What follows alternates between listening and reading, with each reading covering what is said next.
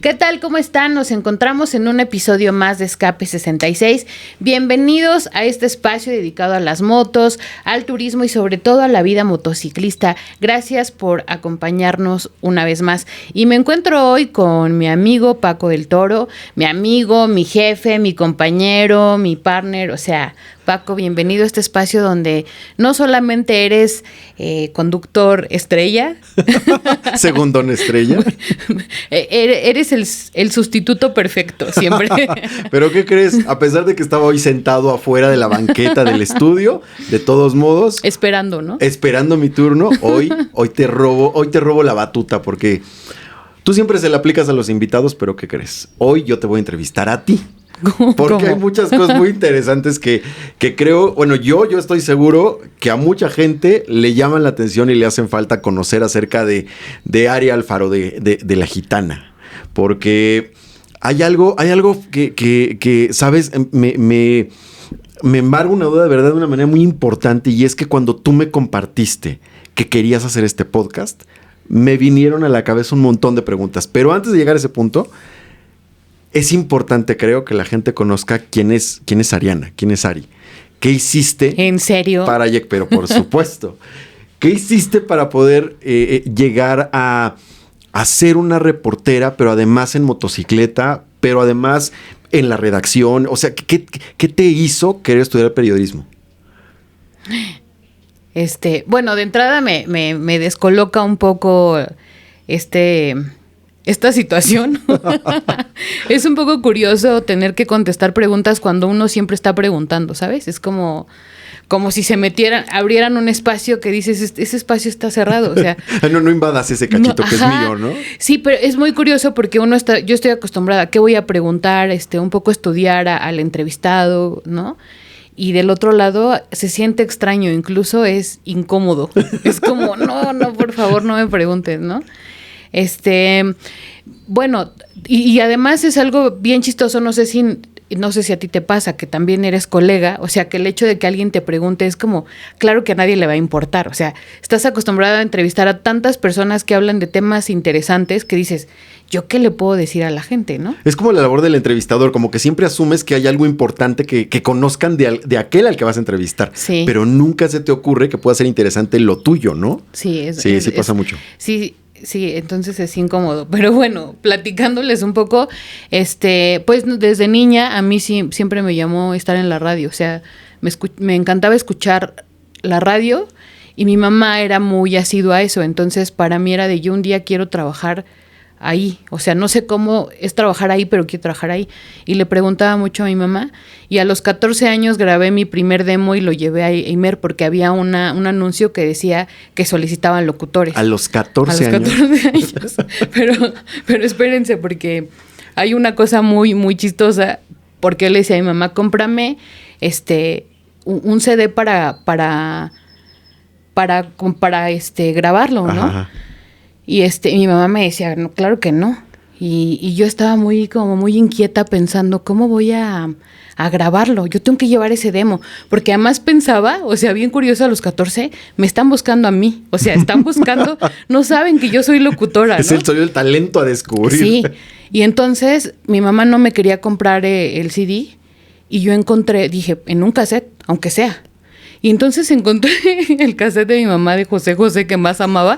Porque ¿Y te grabaste encima de ese? No. Entonces lo borré con acetona, lo limpié y todo, y grabé en ese... Lo dejé grabando toda la noche para que se borrara. No, te ha de haber adorado tu mamá, ¿no? No. Mi mamá se va a enterar ahora, ¿no? Pero entonces al otro día que se fueron todos, me puse a grabar el piloto, ¿no? Y me acuerdo que leí unas cosas que venían en una revista...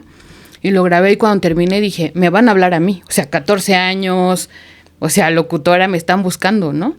Y lo llevo y todo. Y además conocí en la puerta a mi locutor favorito, que en ese entonces era el señor X, tenía un programa de música alternativa en la noche. Pero no supe que lo había conocido hasta en la noche, porque yo le hablaba todas las noches para pedirle rolas distintas. Entonces le conté, pero en fin, hablaba conmigo durante el corte, ¿no? Y llevo el demo... Lo dejo en el Imer y pues ya, dieron el día, o sea, esperé el día de la convocatoria y pues no gané, no me llamaron. Faltaba tantito talento por pulir. Sí, pues además te pones a pensar en toda la gente que está formada queriendo llevar un demo, ¿no? Que son egresados, que están buscando trabajo, amigos de los directores, o sea. Pero en el momento de la emoción no necesariamente, o sea, más bien lo que te impulsa justo es el hambre de estar ahí, ¿no? Sí. Que eso es lo padre, porque realmente no te pones, no reparas en eso. Yo creo que si te pusieras a pensar en la cantidad de personas que están aspirando a ocupar ese lugar, pues te desanimas de entrada y dices, sí, bueno, total, pues ya, ¿no? Muchísimo. Claro. A mí me vino después, o sea, en el momento me quedé frente a la radio pensando, ya van a decir mi nombre y pues nunca lo dijeron y pues yo dije, pero ¿cómo? ¿No lo vieron o qué? ¿Que no me escucharon o qué pasó? ¿A quién se le perdió mi cassette? Sí, mi cassette de José José, ¿no? Después mi mamá, una semana después, ¿no han visto mi cassette de José José? Y pues no sé. El gato, no sé. Entonces, bueno, fue como muy curioso y pensaba, ¿qué se estudia para entrar a hacer eso, no? Ajá. O sea, y busqué comunicación y busqué la Septien y estudié periodismo en la Carlos Septien García. Una cosa muy importante y justo tiene que ver con el hecho de contestar las preguntas y todo esto es que cuando veo que la carrera está en la UNAM, pienso, ¿cuántos alumnos hay en un salón? Y cuando me dicen, son como 50 y por grupo pensé, es una inmensidad de personas. Yo no puedo estar donde haya tanta gente. Okay. Y entonces me hablan de la Septien y digo, ¿dónde hay menos alumnos? ¿En la mañana o en la tarde? En la tarde. Quiero estar en la tarde. O sea, no puedo con tantas personas, ¿no?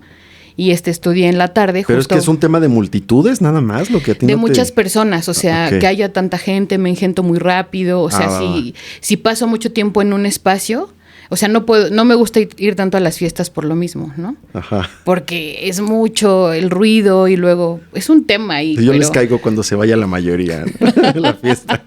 Más o menos, pero es muy curioso porque siempre he sido así, o sea, desde chiquita no me gustan las multitudes, ¿no? Etc. Y yo escogí en la Septien, me encantaba, mi materia favorita por supuesto que era, fue radio y bueno, pero curiosamente todos mis trabajos, a pesar de que incluso a los 14 años yo empecé a escribir poesía y no quería escribir en revistas ni nada, ¿no? Pero siempre me han llamado para escribir en revistas, en periódicos, o sea, pero la radio solo tuve una oportunidad, he tenido una oportunidad en Radio Fórmula y tuve un programa también muy, muy padre que se llamaba Los Errantes y hacíamos radio afuera de la estación. O sea, mi idea era como llegar, que la radio llegara a la gente y no que la gente llegara a la radio, ¿no? Uh-huh. Entonces lo hacíamos en restaurantes, en la Cineteca, o sea, buscaba locaciones. Ok. Llevarlo al sitio, ¿no? Exacto. Uh-huh. Y de ahí, pues, hacíamos el programa. Y fue una etapa muy bonita, después se terminó por X, Y, Z. Y pero siempre me han llamado para medios impresos más, o sea, como que ese camino se ha ido tejiendo solo. Y bueno, ahí después nos conocimos tú y yo, pero un poco para que piensen, ¿y esto qué tiene que ver con las motos, no? O sea, como ¿por qué está hablando de esto? Después me surge la idea de observar los medios sobre motociclismo y digo, no hay uno que se especialice en motociclismo. Ajá. Una de las fuentes que llegué a cubrir fue turismo. Entonces dije, no hay alguien que hable de motos y turismo. De hecho, tenías un proyecto orientado específicamente a eso hace tiempo. Justo generé una revista pensando, no hay este producto, yo lo voy a hacer. Porque tengo que decirlo, le escribí a algunas revistas dedicadas al sector de las motos para decirles, yo quiero hacer la parte de turismo, denme chance, pero a todas me batearon o no me contestaron. Y dije, bueno, lo voy a hacer yo. Es un poquito difícil porque de pronto tienes que entrar como por la puerta correcta, ¿no? Y no siempre tienes la llave de esa puerta específica, exacto, ¿no? O sea, sí. Es como estar en el momento correcto, en el lugar correcto y entonces se alinean los astros y se dan las cosas. Pero pues no siempre pasa, ¿no? Sí, no siempre pasa. Entonces dije, yo voy a hacer la revista. Entonces hice mi revista, una revista chiquita de bolsillo y era gratuita. Pero ¿cómo la distribuías? Es que, ¿sabes? Cuando nos conocimos, justo y me platicaste eso, dije, no, esto... Es que, ¿sabes? A mí que me llama la atención de pronto, esas ganas de estar por como sea que ocurran las cosas, creo que es lo que demuestra, lo que lo que resalta el estímulo, el ánimo de la gente, ¿no? Ese interés genuino por conseguir las cosas y alcanzar las metas.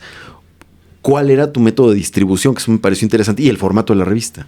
O sea, íbamos y dejábamos la revista en cada moto, en cada evento, en cada estacionamiento, en supermercados, en centros comerciales, y la dejábamos. Y siempre me esperaba así pensando, voy a regresar y voy a encontrar una revista tirada, pero no pasa nada.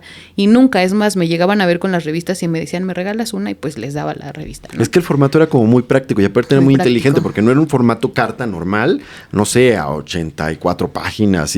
O sea, era una revista compacta, del tamaño adecuado para que te cupiera en un bolsillo y lo pudieras dejar arriba de la moto. Uh-huh. Entonces llegas, te vas a montar tu moto y te encuentras con la revista y la guardas. Luego la consultas, ¿no?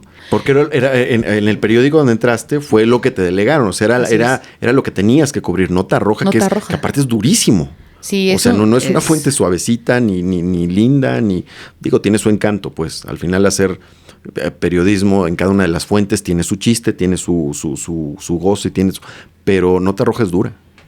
Sí, es muy peculiar. O sea, cuando yo me senté a escribir mi primera nota roja, no sabía cómo entrarle. Estaba con un compañero, David Solís, y con mi compañero fotógrafo en ese momento, Luis Barrera, y les dije, no sé cómo escribir una nota. O sea, no sé cómo hacer nota roja. Sé escribir otras cosas, pero nota roja, ¿cómo? ¿No?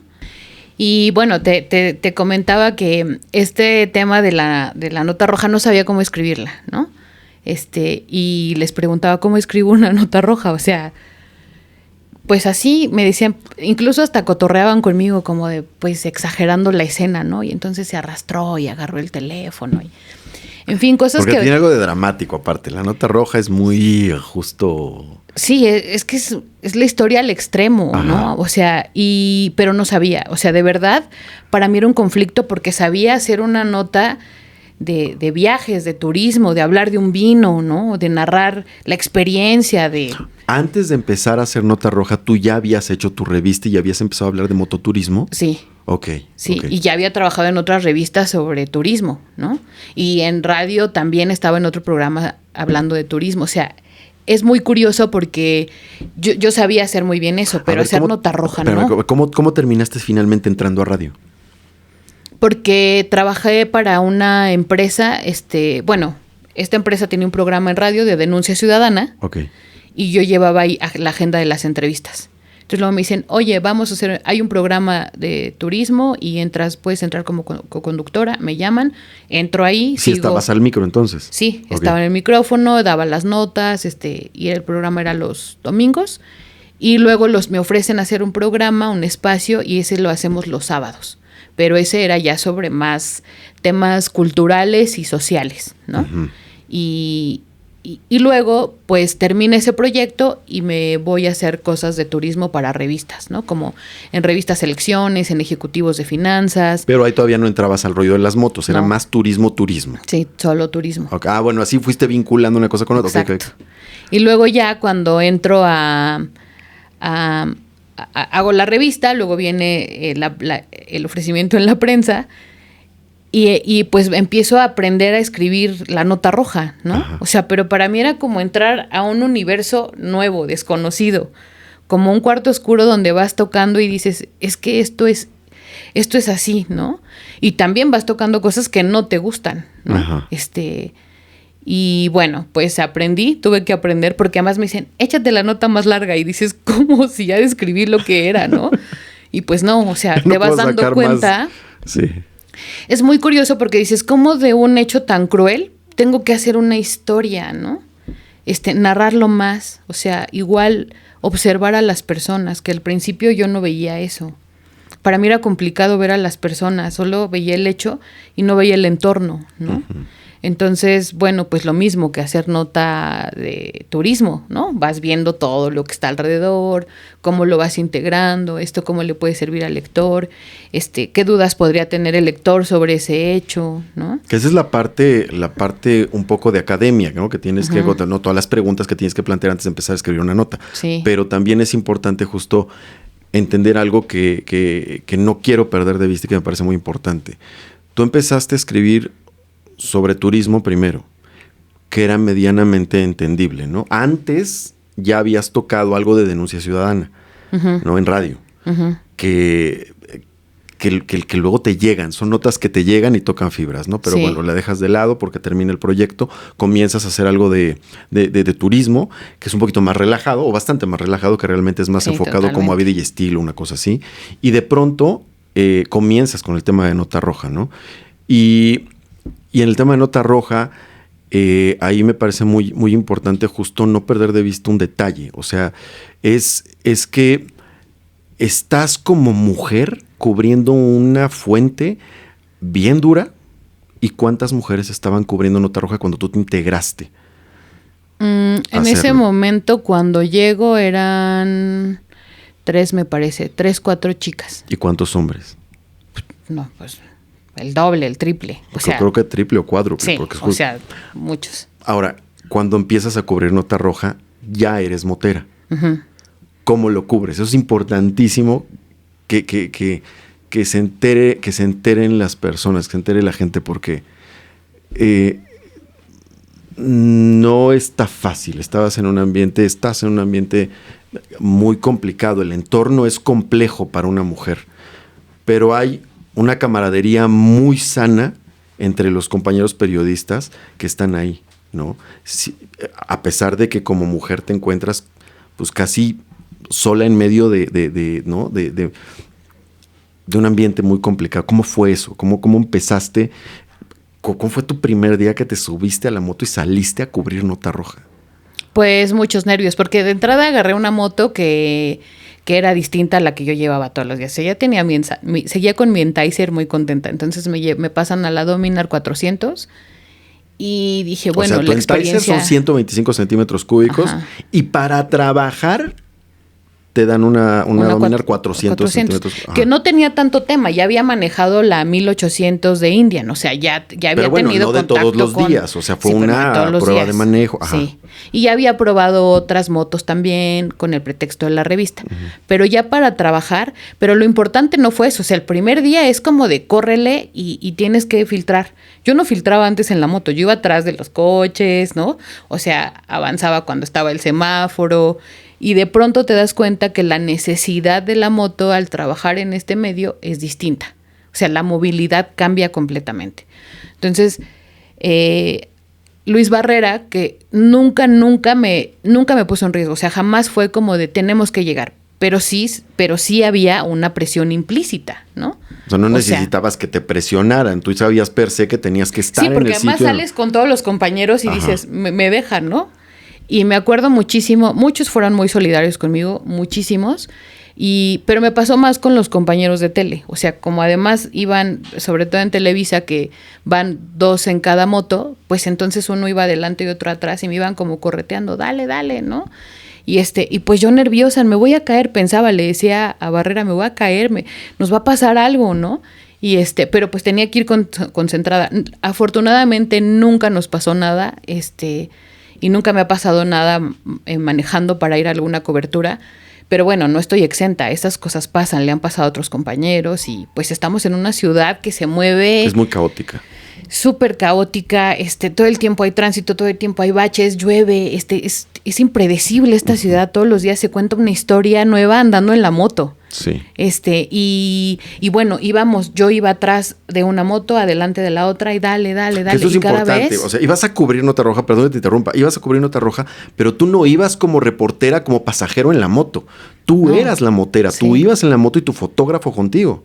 Sí, iba con mi compañero Barrera y un expertazo en el tema de la Nota Roja, en la cobertura periodística, con una excelente visión al frente o detrás de la cámara, ¿no? Y él me decía, la moto la tienes que estacionar así, te tienes que poner, o sea, él me fue enseñando el ABC de la cobertura, incluso cómo tratar a los compañeros, cómo pedir información, o sea, él me introdujo muy bien, ha hecho una labor increíble, además hoy es un gran amigo que adoro infinitamente, y también esa es una cosa que me ha regalado la Nota Roja. He podido conocer compañeros maravillosos, ¿no? Y admirarlos, no solo por su trabajo, sino por su calidad humana. Y Y bueno, pues me fui metiendo. Tengo que reconocerlo, el primer día regresé a la redacción, le dije al director, aquí están tus llaves, yo esto no lo puedo hacer. Pero además, pues yo soy llorica, ¿verdad? Me puse a llorar, le dije, no quiero hacer esto, tal. Y ese día recuerdo muy bien que habían escrito algo en un periódico, no recuerdo en cuál, sobre la prensa. Uh-huh. Por un incidente que hubo, con otro director de la prensa muy conocido. Y bueno, resulta que escriben esto, él me enseña el periódico y me dice, mira, en todos los trabajos hay cosas que no nos gustan y las tenemos que hacer. Así que mañana vas, sales a trabajar y me sigues generando historias, ¿no? Y yo dije, pero es que yo no sé hacer esto, si esto es muy fuerte, ¿no? Me dijo, bueno, si no tienes nada más que decirme, con permiso voy a trabajar. Y así empezó y así tuve que seguir los siguientes días pensando, porque me dijo algo muy importante, aquí vas a andar en moto todos los días, te encanta andar en moto, entonces ¿cuál es el problema? Y me agarré de ahí. Pero eres muy llorica, pero eres muy resiliente. Yo creo que a todos nos pega algo y de pronto te rompes, te quiebras. O sea, estás con todo y de pronto en algún momento hay algo que toca fibras adentro y te llega a lo más profundo y te vence momentáneamente, pero esa capacidad de resiliencia es engancharte de algo, agarrarte de un incentivo que te estimula a seguir adelante. Eso es algo que no tiene todo el mundo. Y especialmente por eso me llama la atención este rollo de cómo mujer en un ambiente tan duro.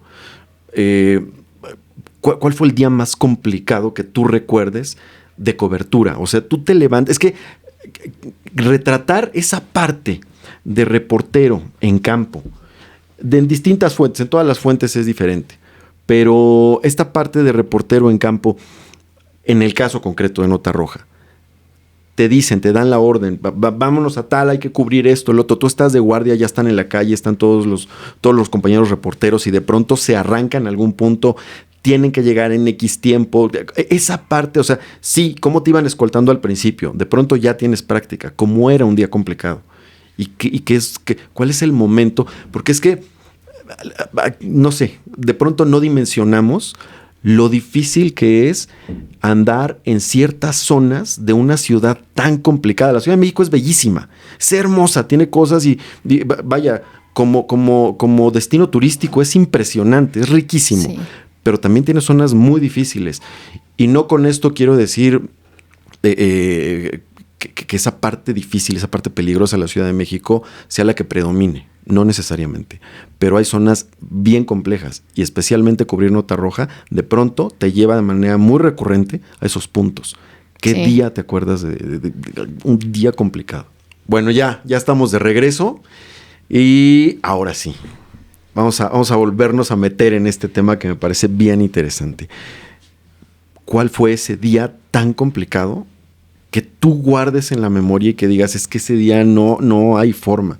Justo acabamos de tener una charla hace poquito de amigos vía telefónica donde me estabas revelando una condición muy complicada en términos de cómo te puede pegar el traer la cobertura de algo tan complicado, tan difícil, por situaciones que se viven en el país.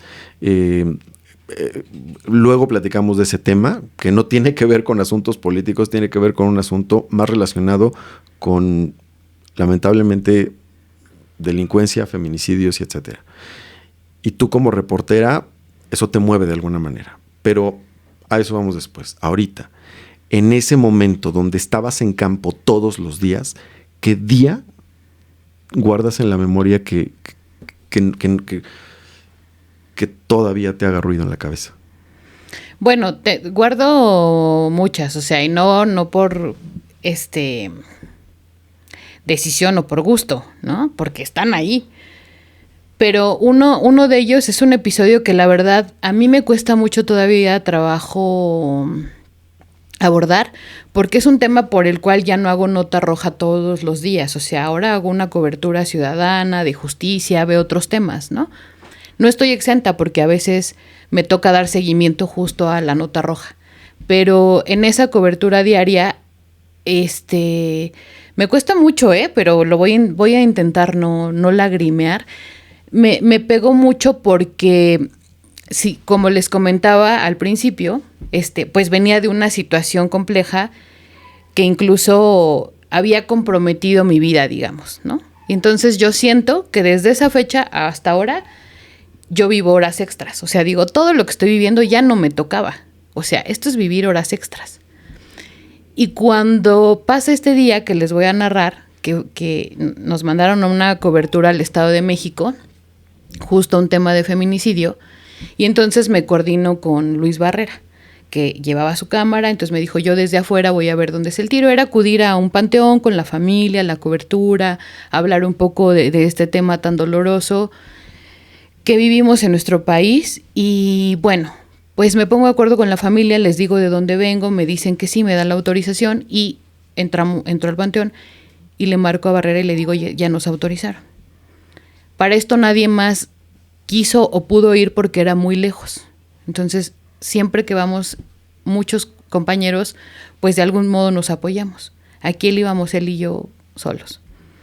Llegamos al lugar, te digo, nos autorizan, entramos al panteón, dejamos la moto en la entrada, ¿no? Todo bien.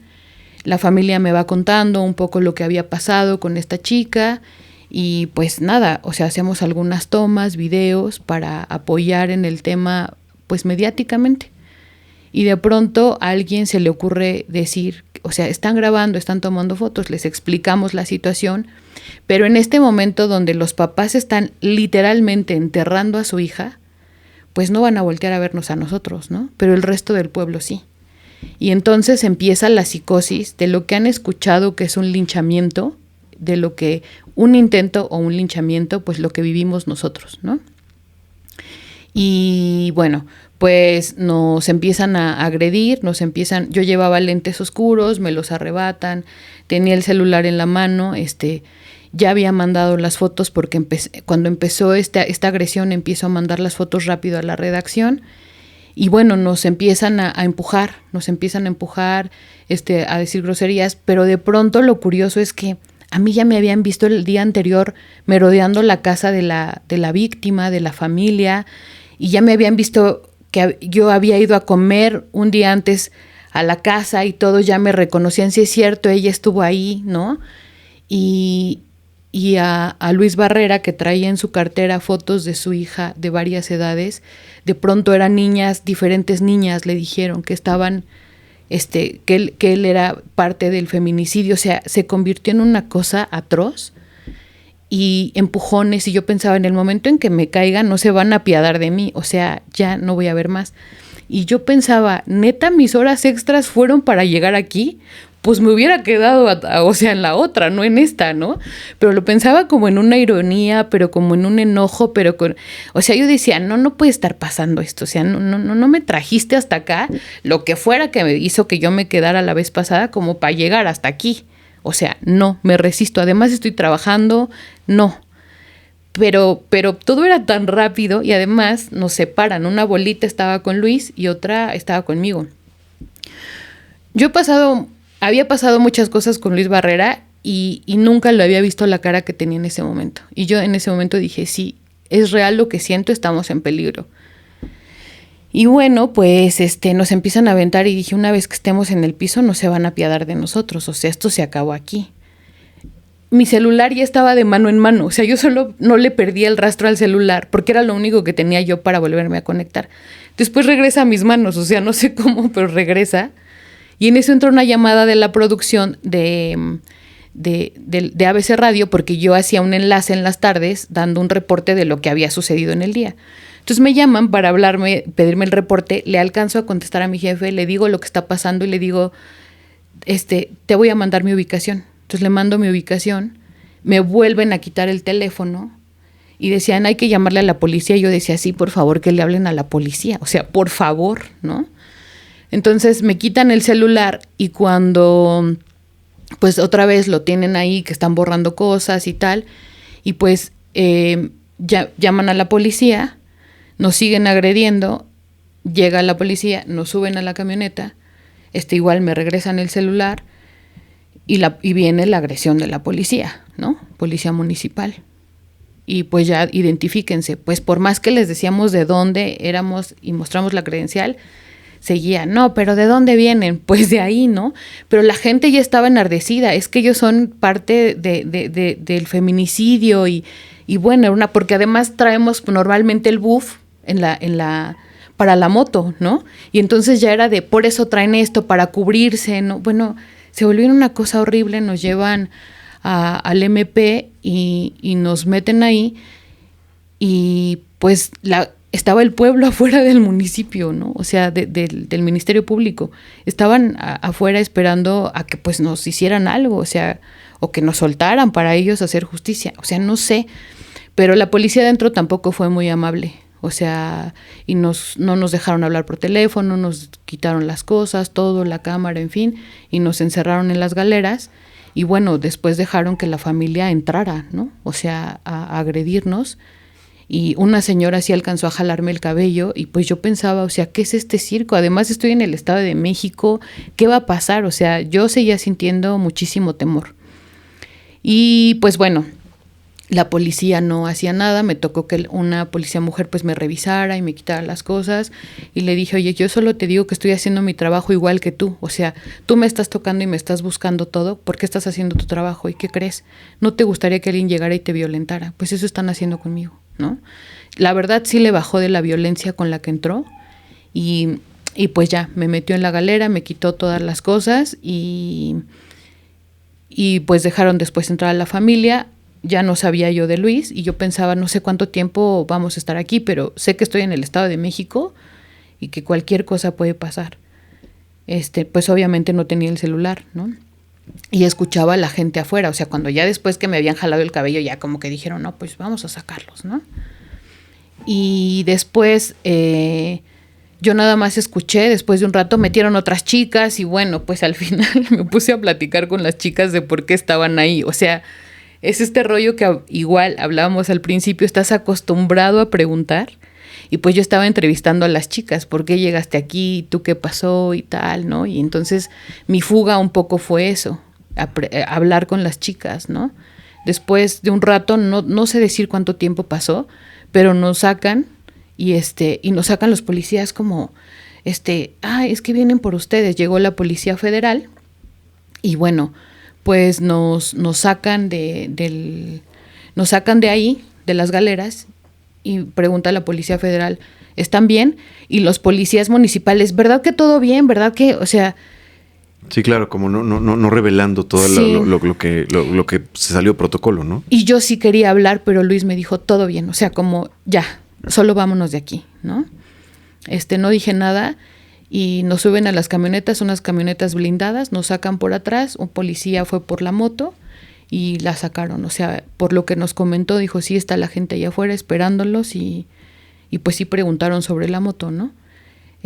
Yo me subí a la camioneta y yo no podía reaccionar. O sea, para mí era, ¿qué es esto que acaba de pasar, no? Para esto el director estaba de viaje en el extranjero, o sea, el director no estaba como en la operación.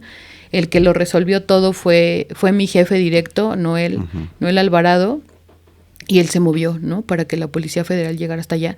Porque después me entero por varios compañeros de los medios que habían llamado al MP y les dijeron que no estábamos ahí. Okay. O sea, varios compañeros llamaron, lo vi en los mensajes, es que nos dicen que no están ahí, ¿dónde están? O sea, buscándonos. Es donde la búsqueda se convierte en un infierno, porque ¿dónde los encuentras ante una emergencia? No saben dónde está, no sabían, o sea, además llaman y dicen, no, aquí no han venido ningunos reporteros, no han traído a nadie, pues entonces, ¿dónde se los llevaron, no? Y pues yo vi mi celular, vi un montón de llamadas, de mensajes, de compañeros, de todo. Incluso una prima se enteró, porque vio la nota en la prensa de que me estaban buscando. O sea, de que nos habían agredido y que no sabía, o sea, no recuerdo bien, pero que nos habían agredido y que nos habían llevado y tal. Y entonces mi prima también me empezó a buscar, a mandar mensajes y todo, y pues no sabían de nosotros. Nos suben a la camioneta y yo iba en shock, o sea, pude leer algunas cosas, no a todos, no contesté llamadas porque no podía, o sea, para mí era, ¿qué es esto que acaba de pasar? Claro. O sea, no soy una delincuente, ¿no? Vine a hacer mi trabajo. Ahí te empezó a caer el 20 de todo lo que ocurrió. No te imaginas, sí, todo, y no te imaginas. Y comencé a pensar también en mis compañeros que llevan tantos años lo que han vivido y yo dije, yo no tengo el temple para esto. Es que además, en mis horas extras, yo no quiero vivir esto. O sea, esto no me gusta, ¿no? yo quiero escribir sobre otras cosas, y me iba cuestionando muchísimas cosas en el camino, y de pronto me preguntan los de la Policía Federal si estoy bien, y empiezo a llorar, ¿no? Y como nos quitaron las agujetas de las botas, Luis empezó a ponerle mis agujetas, ¿no?, a las botas. O sea, yo no podía ni hablar. O sea, yo lo veía con cara de no me preguntes nada. O sea, ahorita no. Y él lo entendió perfecto. Uh-huh. Él apenas también como que podía hablar. O sea, como que lo intentaba en de, ay, qué padre, ya estamos bien y todo. Pero estábamos descolocados los dos completamente, ¿no? Y bueno, íbamos en la camioneta y al final nos llevaron hasta la redacción. En la camioneta, y llegaron con la moto, pero lo curioso es que al final el periodismo es así. O sea, llego, mi editor me dice, ya estás a salvo, qué padre, apúrate que estamos en el cierre y necesito esa crónica ahorita, ¿no? No tienes que hacer periódico, es de verdad, parece inhumano, pero no es. O sea, sí. el periódico así es, el periódico, la parte linda del periodismo es que todos los días va sobre las rodillas. O sea, tiene que salir. No importa lo que ocurra, tiene que salir. ¿No crees que eso te pudo haber ayudado a lo mejor a sobreponerte a la condición tan vulnerable en la que ya estabas en ese momento? Más allá de que evidentemente después vuelves a hacer un análisis y en retrospectiva a lo mejor ya llegas a lo mejor algunas conclusiones que te llevan a tomar decisiones, ¿no? En ese momento primero pensé, ¿cómo me puede estar pidiendo esto? Pero también caí en cuenta de esto es hacer periodismo, o sea. Y ni siquiera era, hazte la crónica de lo que te pasó. O sea, sí menciónalo, pero quiero la crónica del feminicidio, o sea, de la historia del sepelio, ¿no? Quiero la historia del sepelio, o sea, porque pues, tú no encajas ahí, lo vamos a mencionar en un párrafo, se va a poner ahí que hubo una agresión y tal, pero la historia central. Entonces, desconectarte de ti para conectarte otra vez con el dolor de la familia, narrar el sepelio. Y es volverlo a vivir en tu cabeza. Al final, pues te desconectas y dices, tengo que hablar no de mí, sino de esta chica que ya no está. Y entonces te sientas, escribes, y está como la herida punzando, pero tú dices, no puedo, tengo que escribir la nota ahora y mandarla, ¿no? O sea, estás centrado en eso. Y son cosas que te van dejando lecciones, o sea, te tienes que sobreponer. Pero eso es en un caso específico, pero a veces te toca cubrir una balacera y luego vivir el susto de la balacera. Bueno, no porque a mí nunca me ha tocado llegar literal a una balacera, pero sí de las cosas que pasan alrededor. Pero luego de ahí córrele a un incendio, pero de ahí pues hubo un muerto. O sea, te tienes que ir desconectando de cada caso para conectar con la nueva historia. Pero eso solamente en ese transcurso. Luego es cuando te sientas a escribir. Como claro. Otra vez tienes que conectar. Y hay veces que tienes que escribir sobre 3 notas diferentes de 3 condiciones totalmente ajenas una de la otra y revivirlas y narrarlas, ¿no? Entonces, bueno. Y luego salte de ahí y haz tu vida o tus cosas, pero en mi caso es desconéctate ahí y conéctate con las motos, ¿no? O sea, como ahora, escribir sobre motos. O sea, deslíndate de la parte social, cruda, y ahora nárranos qué onda con una moto. O sea, cómo se siente cuando la manejas, o a dónde fuiste. Y todo al mismo tiempo, porque estabas haciendo periodismo, cubriendo esta fuente, y al mismo tiempo comenzabas de vuelta al mundo de las motos. Pero bueno, luego vamos a platicar de eso. ¿Ya viste cómo sí se puso bueno y eres buena entrevistada? Mira, salen muchas cosas. Uno guarda cosas adentro que no sabe cuándo quiere. Mi pecho sí ha sido bodega. Ajá, pero es momento de desahogarte. Ari, pues estuvo padrísima la charla. Yo sé que... Gracias por invitarme. No, hombre, bienvenida a tu programa, que ojalá vuelvas a venir como mi invitada nuevamente. No, de hecho sí, es raro esto. Te voy a agradecer que me vuelvas a invitar para que continuemos esta charla que está muy emocionante, está muy interesante, porque faltan muchas cosas por aprender y entender de Ari, que eres titular de Escape 66, pero muchas otras cosas más, ¿no? Entonces, pues gracias, Ari, gracias por venir a tu programa, gracias por invitarme también. Gracias también por entrevistarme. La verdad no me siento como en mi hábitat, ¿no? O sea, me siento como raro, y es raro contarlo, porque hay mucha emoción dentro y dices, contente, ¿no? Hay una cámara. Rapidísimo, ya nada más para cerrar, al día siguiente nos entrevistan en TV Azteca, bueno, en otros compañeros, justo para hablar acerca de la violencia hacia los periodistas, o sea, el riesgo que corremos, ¿no? Y yo no pude, o sea, hicimos pausas porque me ponía a llorar y decía, no puedo, ¿no? O sea, no puedo hablar de esto, es complicado. Era demasiado pronto, ¿no? Y sí, amarrarte y decir, a ver, ¿cómo narro esto desde lo profesional, no? Pero es imposible, o sea, al final te ocurre a ti y te ves en un peligro de gente que tú ya has narrado su muerte por un linchamiento y dices, es que estoy tan cerca de ahí. Es complicado, pero también ha sido un proceso de conectarme y desconectarme. Claro. Porque como bien dices, termino de mandar mis notas, nota roja, ciudad, justicia, y luego vete a un evento de motos, ¿no? Sí. Y vive lo diferente, siendo periodista. Entonces, sí tiene, no creo que sea nada del otro mundo, pues, pero sí tiene su proceso. Y lo de menos es cuando vas a una presentación o un lanzamiento de un producto de una marca. El tema es, ahora vete a probar una moto, porque vienes de manejar moto, de montar una moto y rodar para cubrir una nota así de complicada, atravesar una experiencia como la que lamentablemente atravesaron ustedes dos, y luego enseguida, vámonos, súbete a una moto espectacular y bellísima y de recién lanzamiento y pruébala y salte a rodar. Y ahora disfruta la rodada. Cuando acabas de atravesar algo con una condición adversa, mucho, bueno, en fin. Y además, fíjate que algo que me preguntabas, o sea, estos días suelen pasar constantemente, ¿no? Días difíciles. Ajá. Incluso ayer y antier fueron días difíciles. Por muchas circunstancias, ¿no? El camino, los tiempos, el suceso que fuimos a cubrir, que incluso ahí estaba acá mi queridísimo Alfredo, que está detrás de cámaras, que también es un súper profesional y compañero. Me consta, sí. Y también son días difíciles, que llegas y dices, es inevitable echar una lágrima pensando en todo lo que vives y también del cansancio, ¿no? Entonces, es como un mundo bien interesante, complejo y también que no es para todos y también no necesariamente porque lo tengan que ver o tengan el corazón, sino también hay otras cosas muy divertidas. Por eso me gusta hacer motos y también por eso me encanta el turismo, ¿no? Porque es como realmente desconectar.